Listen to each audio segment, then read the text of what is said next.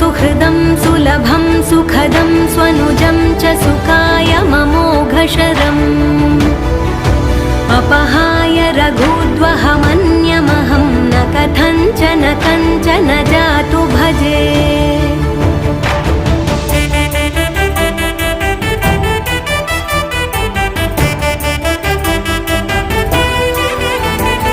विना वेङ्कटेशं ननाथो ननाथः सदा वेङ्कटेशं स्मरामि स्मरामि।